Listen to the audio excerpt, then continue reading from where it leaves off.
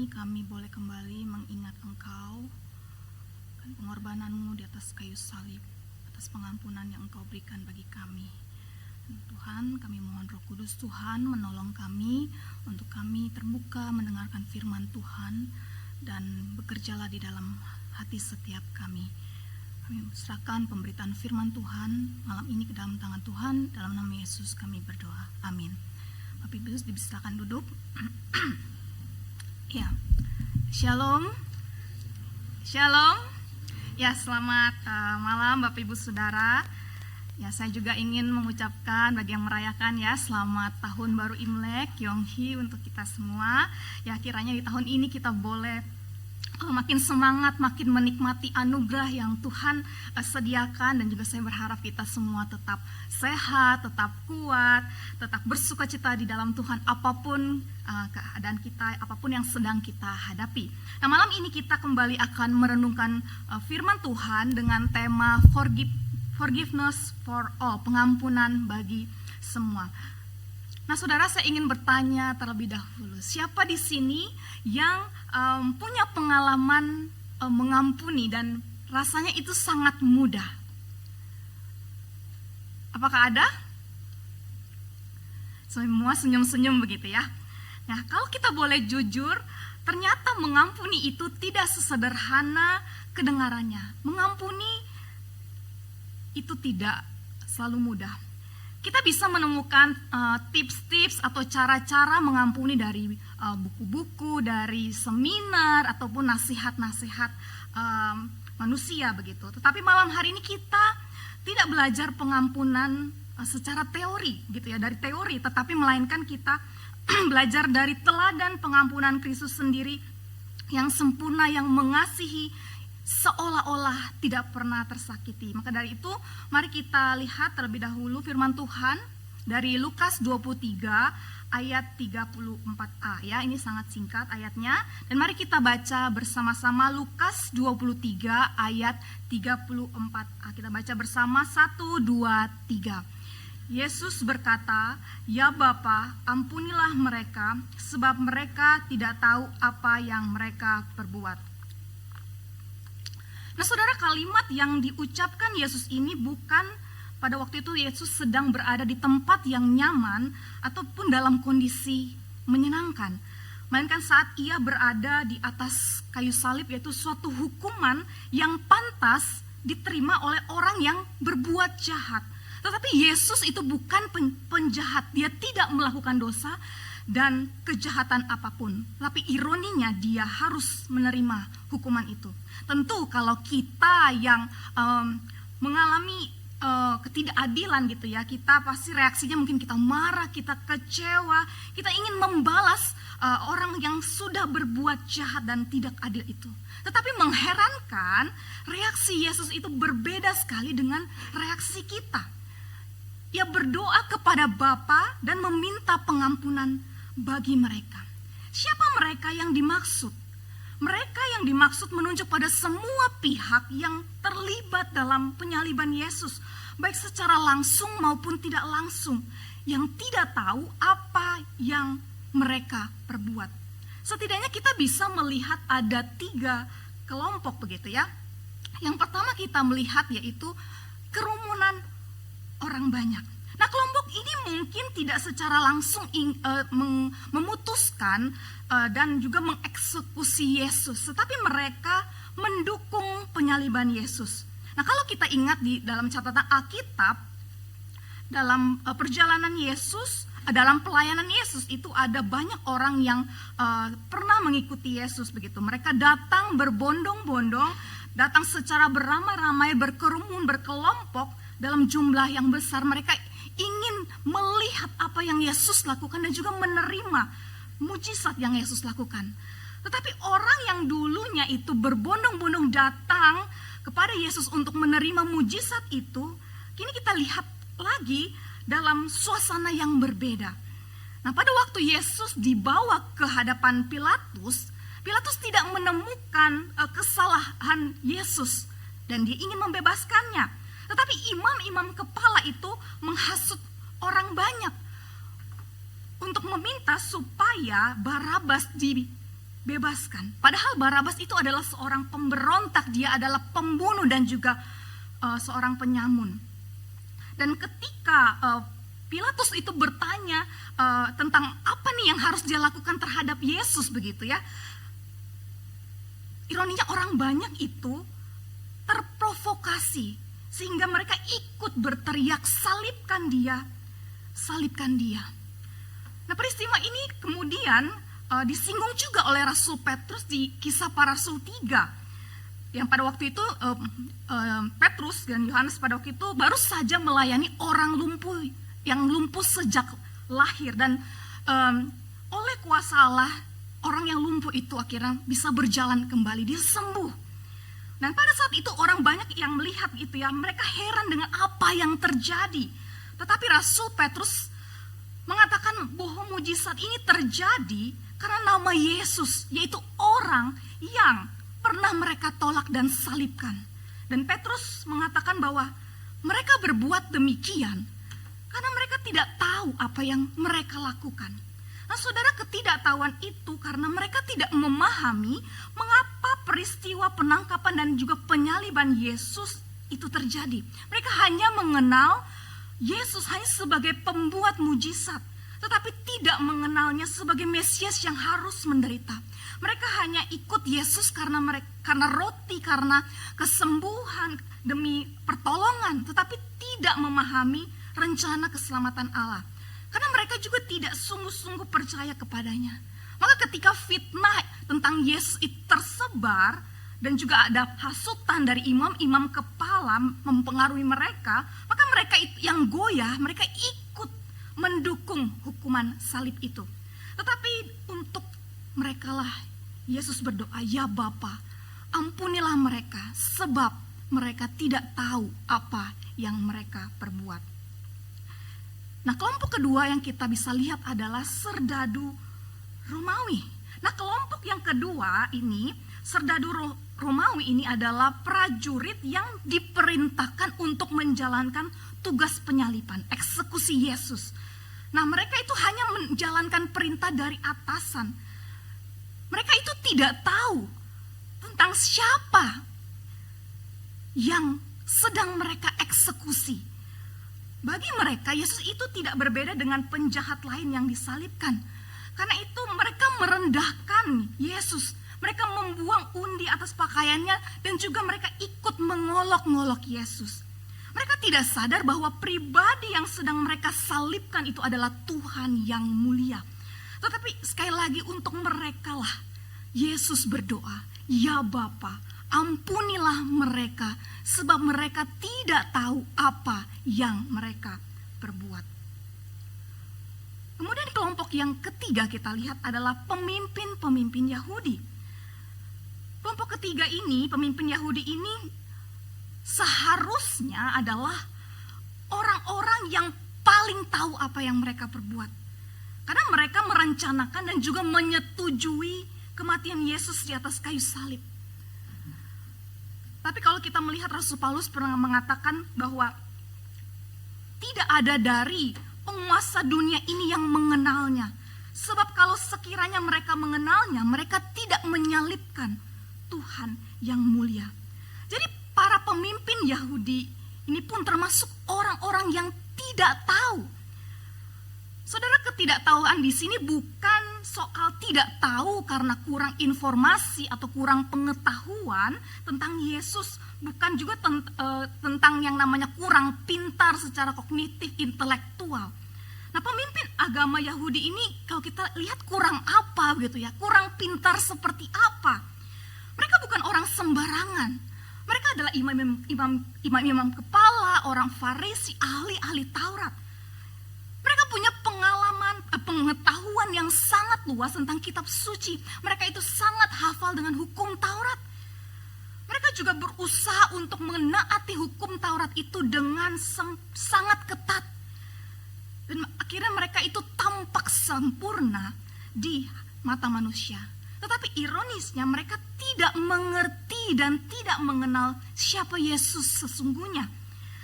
Mengapa bisa demikian? Karena mereka tidak punya yang namanya juga adalah relasi yang baik dengan Allah. Mereka lebih mengasihi diri mereka sendiri daripada mengasihi Allah. Mereka taat hukum Taurat, tetapi mengabaikan yang namanya keadilan dan juga kasih Allah. Mata rohani mereka sudah menjadi buta, sehingga mereka itu menjadi munafik, tampak saleh di hadapan manusia, tetapi hati mereka itu jauh dari Allah. Karena hati yang jauh dari Allah, maka mereka menjadi tidak punya kasih kepada Allah dan juga kasih kepada manusia, kepada sesama. Hati mereka tidak peka dengan yang namanya apa yang menjadi kehendak Allah. Sekalipun tahu hukum Taurat, tahu kitab suci, maka tidak heran mereka menyalibkan Yesus. Tetapi sekali lagi, untuk merekalah Yesus berdoa, "Ya Bapa, ampunilah mereka, sebab mereka tidak tahu apa yang mereka perbuat." Saudara, apa yang dapat kita pelajari dari bagian firman Tuhan hari ini?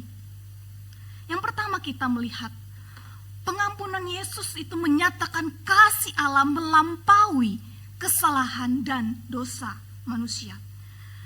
Saudara, kalau kita melihat siapa mereka yang didoakan Yesus, kita menemukan bahwa mereka itu bukan orang baik. Mereka bukan orang yang menyesal atas perbuatan mereka. Mereka bukan orang yang mengakui kesalahannya. Sebaliknya mereka itu adalah orang-orang yang sedang menyakiti Yesus. Orang-orang yang sedang menyalibkannya. Orang-orang yang sedang menghina, menolak dan merendahkannya.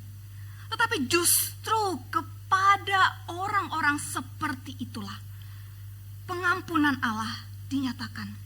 Yesus tidak menunggu mereka itu bertobat dulu. Tidak menunggu mereka itu sadar atas kesalahannya. Tidak menunggu mereka berhenti menyakitinya. Tetapi pada saat luka itu masih terbuka, di saat penderitaan itu sedang berlangsung, Yesus berdoa, "Ya Bapa, ampunilah mereka." Saudara, pemimpin agama Yahudi, serdadu Romawi, kerumunan orang banyak, mereka itu menjadi kelompok yang mewakili seluruh umat manusia berdosa, mewakili semua golongan, mulai dari yang paling terpandang sampai yang terabaikan, mulai dari kalangan atas sampai kalangan bawah, dan juga dengan berbagai tingkat kesalahan dan dosa. Bahkan seperti penjahat yang berada di samping disalib, di samping Yesus yang percaya kepadanya. Artinya pengampunan Allah itu tidak dibatasi oleh siapa kita, tidak dibatasi oleh latar belakang kita, tidak dibatasi oleh sebesar apapun, seberapa besar dosa kita. Tetapi tentu ini bukan berarti orang yang diampuni Allah tidak perlu bertobat, atau ini tidak berarti Allah itu menyetujui dosa, membenarkan dosa. Justru pengampunan Allah seharusnya membawa kita kepada pertobatan yang sungguh-sungguh di hadapan Tuhan. Dan karena pengampunan Allah itulah kita mengerti kasih Allah melampaui segala kesalahan dan dosa kita. Yang kedua, kita belajar pengampunan Yesus menyatakan hati Allah Bapa bagi manusia. Saudara, ketika Yesus memohon pengampunan Allah, dia memanggilnya dengan sebutan Bapa. Satu panggilan yang menyatakan ada satu relasi yang dekat. Relasi dekat dengan Sang Bapa. Artinya Yesus punya kehidupan persekutuan yang intim dengan Allah dan tinggal di dalam kasih Bapa.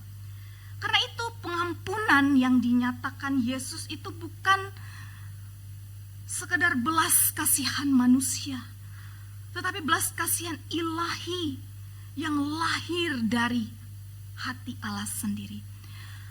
Maka ketika Yesus menghadapi penderitaan yang paling kejam sekalipun, yang keluar dari hatinya itu bukanlah kebencian, melainkan belas kasihan dan pengampunan. Nah saudara, teladan pengampunan Yesus ini menjadi dasar bagi kita untuk kita belajar mengampuni. Mengampuni bukan karena kita tahu cara mengampuni atau kita mampu untuk mengampuni. Tetapi karena kita sudah mengalami pengampunan Kristus terlebih dahulu, sehingga kita pun pada akhirnya dimampukan untuk mengampuni orang yang bersalah kepada kita. Oleh karena itu kita mengampuni bukan berdasarkan perasaan kita, atau bahkan saat kita luka itu sudah reda, luka itu sudah sembuh. Bahkan ketika kita masih tersakiti, kita belajar itulah yang Yesus lakukan, dia mengampuni.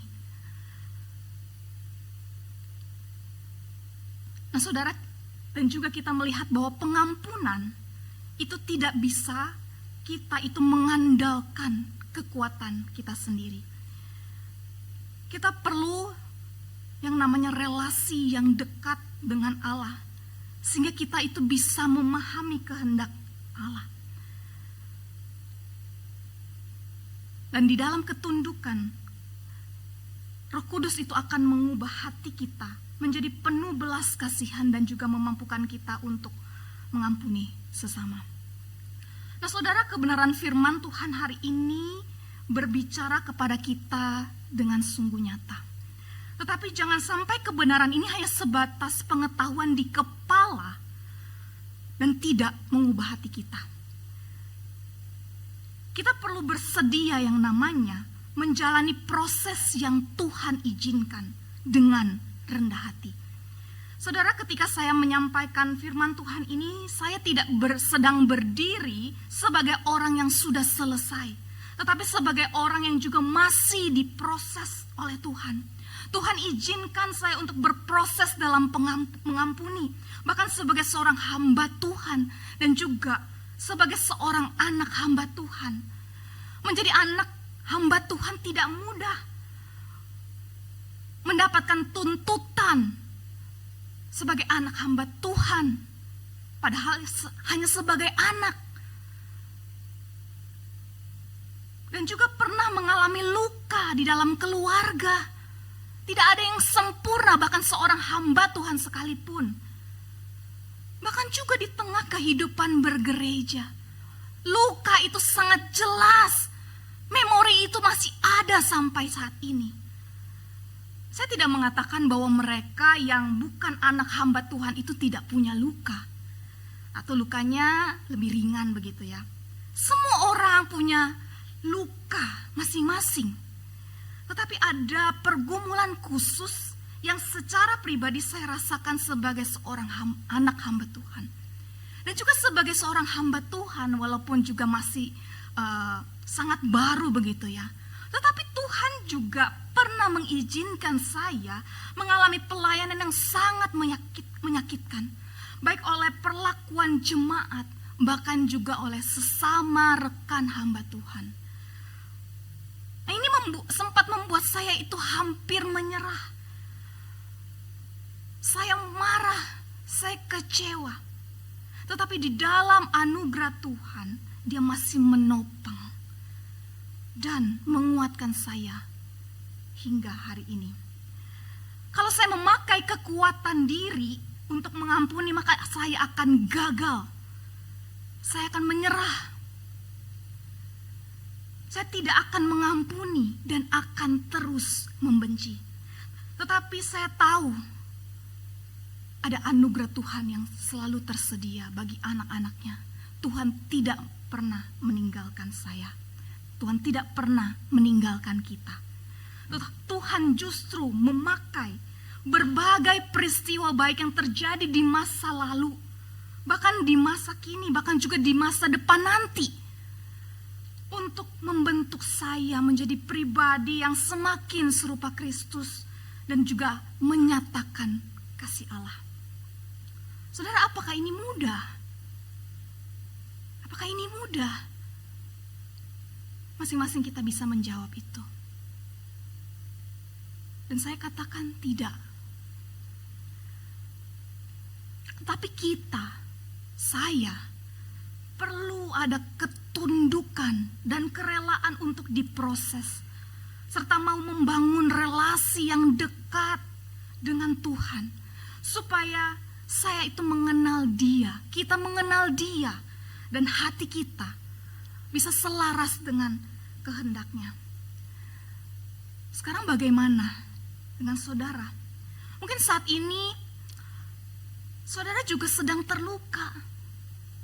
Luka itu belum sembuh, masih terbuka, masih ada.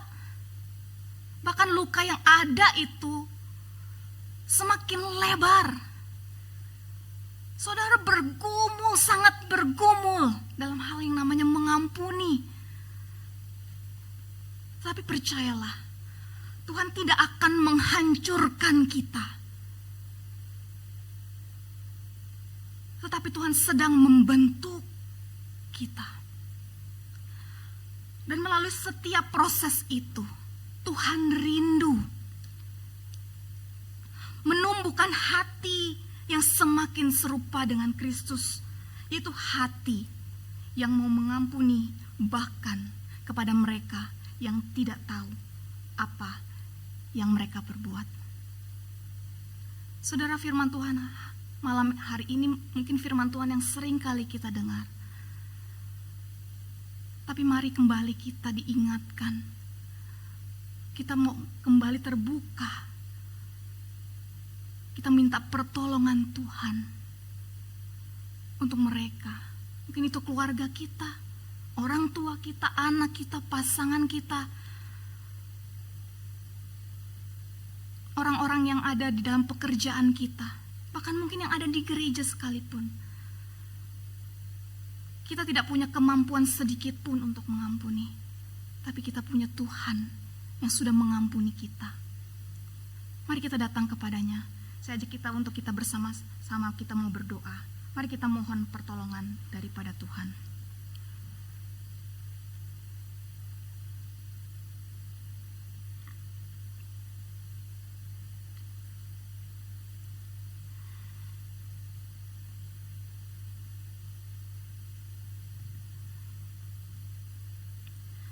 Tuhan, Engkau tahu